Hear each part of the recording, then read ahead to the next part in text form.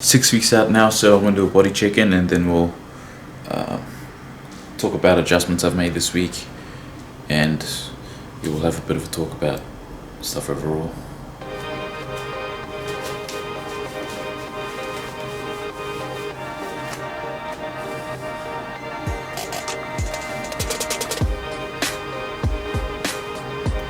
Down to 86 right now. So you can see some more detail coming out.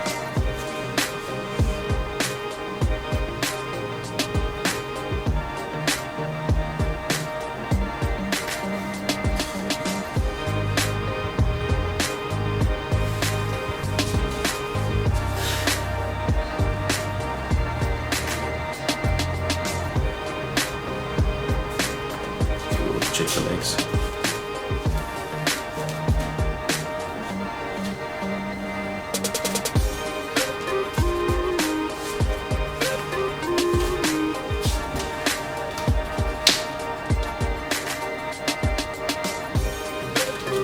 Actually have a new treadmill that I'm using.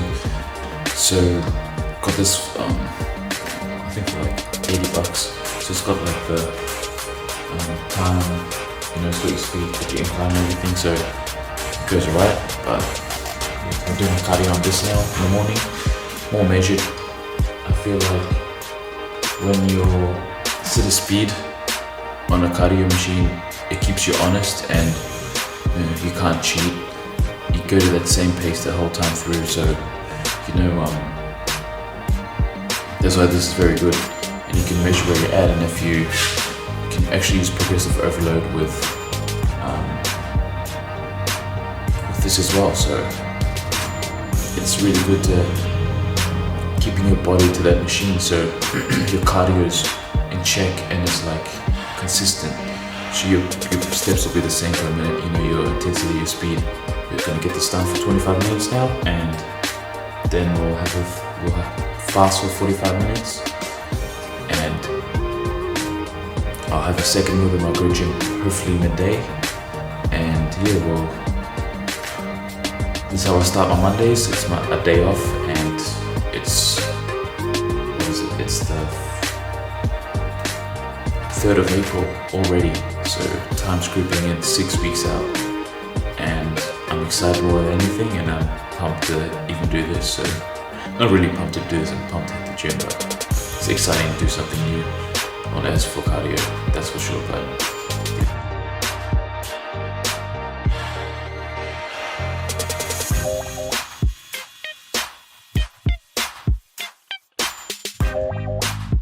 a bit, just having a rest, having my fast after cardio, but shit, better get up.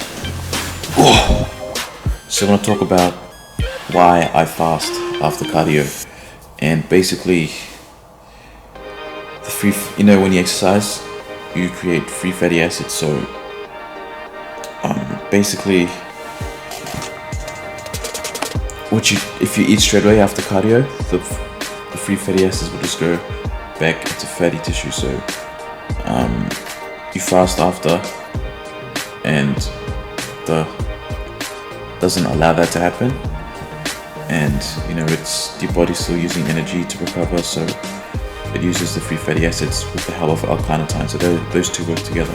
So that's why I do that, and it's supposed to work fast. This is how you get into shape fast. So I've got the kilo a week, and this is pretty much it. But the cardio is a bit harder. That machine's a lot harder than my other cardio, so it should be working harder to help me burn fat. And another thing about cardio is your body needs to access fat through oxygen, so you need to be out of breath doing cardio. It needs to be decently hard. Not like if you're walking up a hill and stuff and that gets you out of breath, then that's adequate.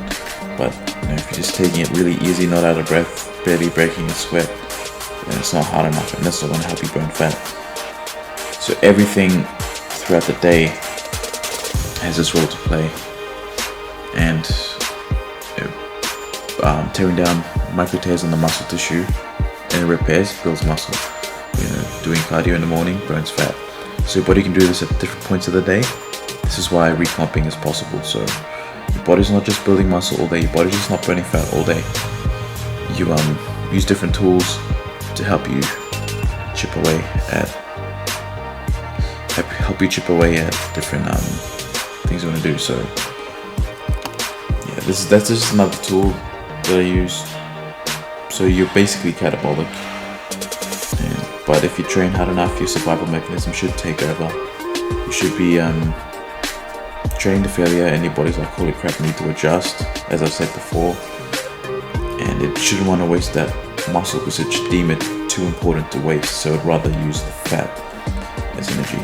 As long as you're getting your proteins, you should be fine and training to failure. So, I always bring more tools to the tool shed, or more materials that I need, so to speak, or always bring extra. So I always have extra protein. That's why protein's 240, and it's better to have more than less in this case. So excess protein be converted into glycogen anyway, used as energy. Your body converts everything to glycogen as energy, so you just can't convert anything to protein. That's why that's like that. But yeah, I'm gonna have my meal now. It's about 45 minutes. My alarm just went off, and I'm gonna go make my meal. And yeah, so start off with bench press, still hitting the same weight. Carbs down and weight is down, but I'm just pressing out the same weight, and it's good to be pressing out the same weight, but it's even better if I was going heavier. So that's the defining thing in recomping, is going actually heavier. But to meet it I'm pretty happy with that, because I don't think I've benched over 110 this prep, so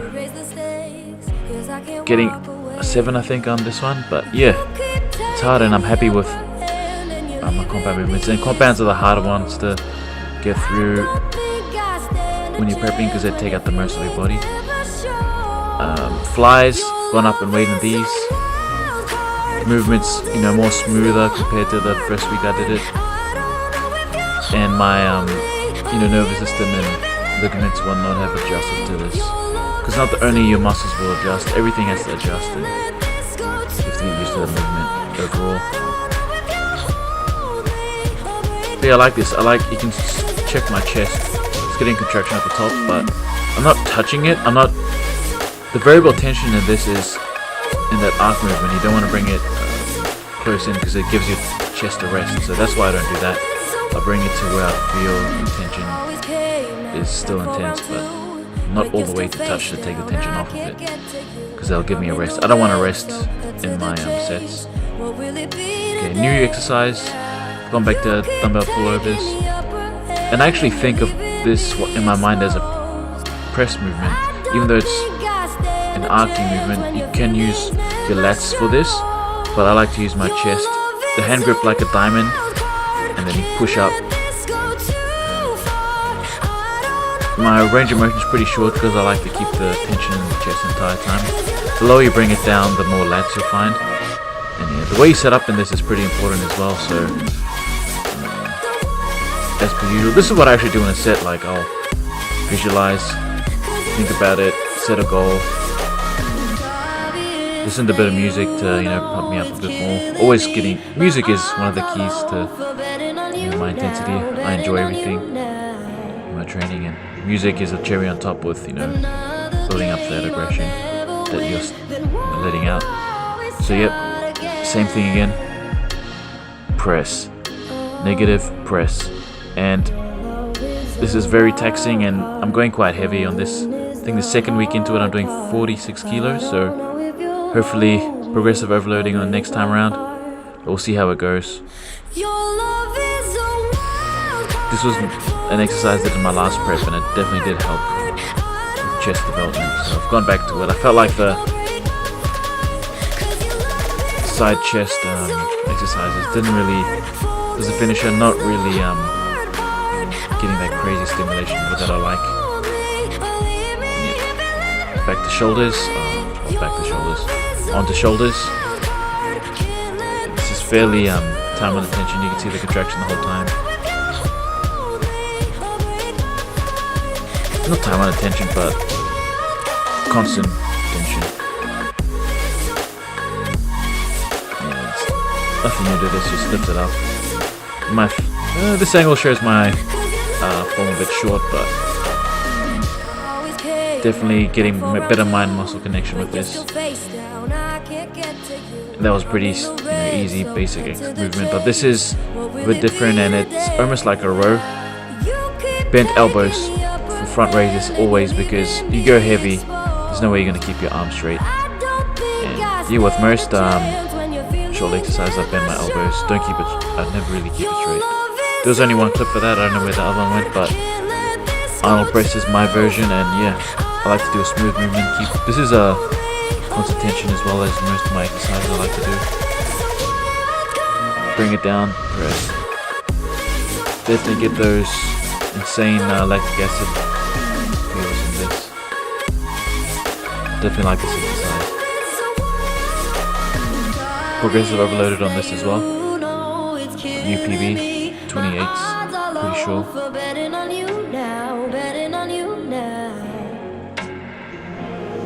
But yeah, definitely veins coming out my legs and whatnot, getting drier. Cut dairy out this week, I don't know if I mentioned. I don't think I did, but I cut out low-fat cottage cheese. Should hopefully dry me out a bit more for the weeks coming.